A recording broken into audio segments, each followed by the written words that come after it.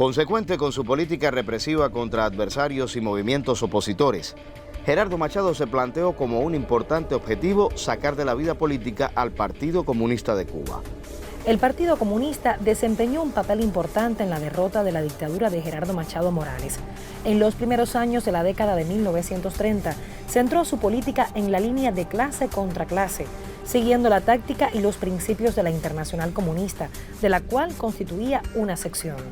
El Partido Marxista-Leninista aspiraba a solucionar la aguda crisis neocolonial, estableciendo una república soviética de obreros, campesinos, soldados y marinos bajo la hegemonía del proletariado.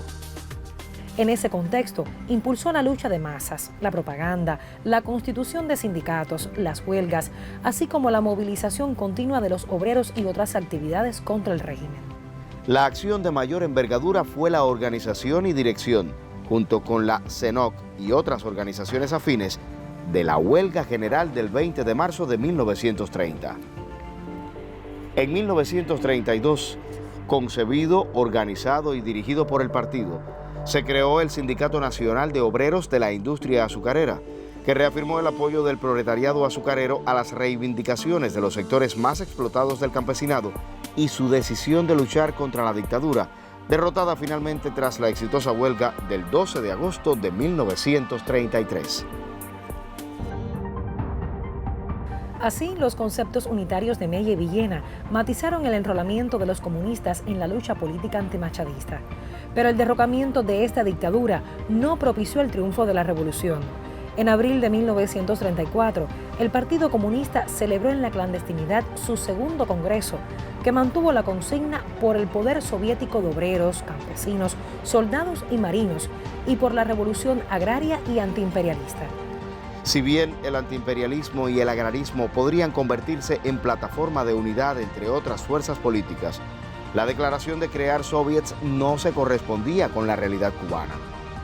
En el cónclave fue electo el comunista manzanillero Blas Roca Calderío como su secretario general, cargo que ocupó hasta 1961. El Partido Comunista mantuvo un fuerte activismo orientador y de organización del movimiento sindical tras la derrota del dictador Gerardo Machado. Junto al partido se desarrolló y fortalecieron la Liga Juvenil Comunista y la sección cubana de Defensa Obrera Internacional. En 1935, aunque el liderazgo del partido consideró que no existían condiciones para organizar una huelga y derrocar al gobierno de Mendieta, decidió apoyar la convocatoria que hiciera el Comité de Huelga Universitario a la huelga general del mes de marzo. Tras su fracaso, se desató una violenta represión del ejército y la policía bajo las órdenes de Fulgencio Batista. Al año siguiente estalló la Guerra Civil Española, prolongada hasta 1939.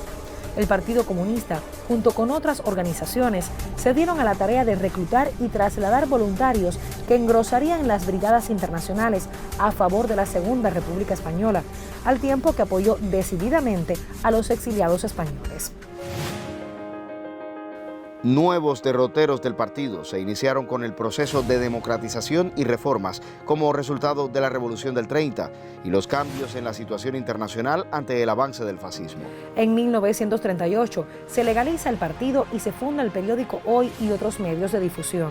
Al año siguiente se crea la Central de Trabajadores de Cuba, a la vez que, como resultado del proceso de integración del Partido Comunista con Unión Revolucionaria, queda constituido el Partido Unión Revolucionaria Comunista, que participa en la Asamblea Constituyente del 40. Con su integración a la coalición socialista democrática, amplió su base e influencia social. En esos años, se desplegó una fuerte actividad internacionalista y solidaria con México, España, la Unión Soviética y el resto de los frentes de guerra contra el fascismo, hasta su aplastamiento en 1945.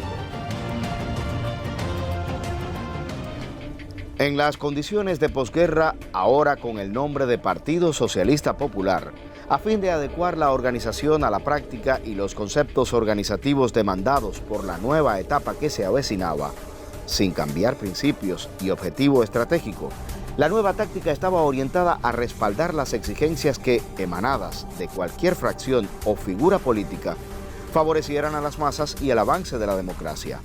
a concertar alianzas con fuerzas cuyos programas reflejaran los intereses populares, sin comprometer su condición de partido de la clase obrera.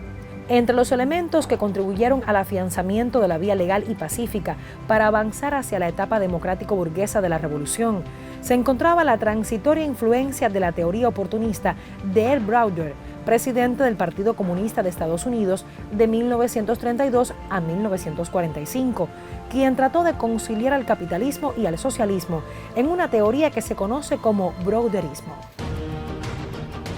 Aunque en lo inmediato dicha táctica facilitó el logro de importantes conquistas, la idea de avanzar hacia el socialismo con la participación en los gobiernos burgueses para modificarlos desde adentro, mediante el respaldo de las masas, fue una apreciación falsa y coyuntural que la dirección partidista no tardó en rectificar.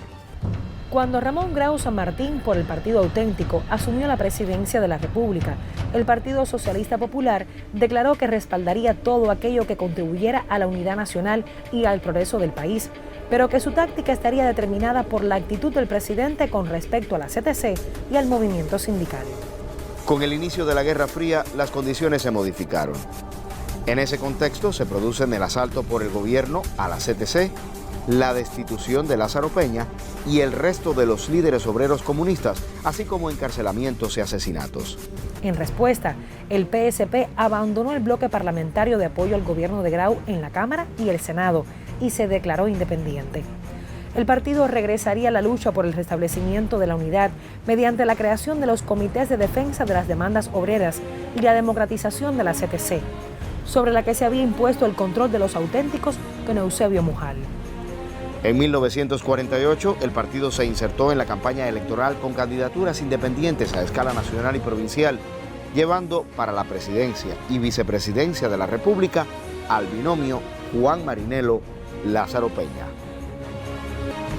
Las elecciones llevaron al poder a Carlos Prioso Carrás, también por el Partido Auténtico. Tras ese resultado, la táctica electoral del Partido Socialista Popular se centró en la reconstrucción de la unidad de los trabajadores y de todas las fuerzas progresistas en torno al Plan Cubano contra la Crisis, basado en el desarrollo de la producción nacional para el mercado interno y la adopción de una política cubana independiente del imperialismo para enfrentar la crisis económica y para dar respuesta a las demandas inmediatas y urgentes de las masas.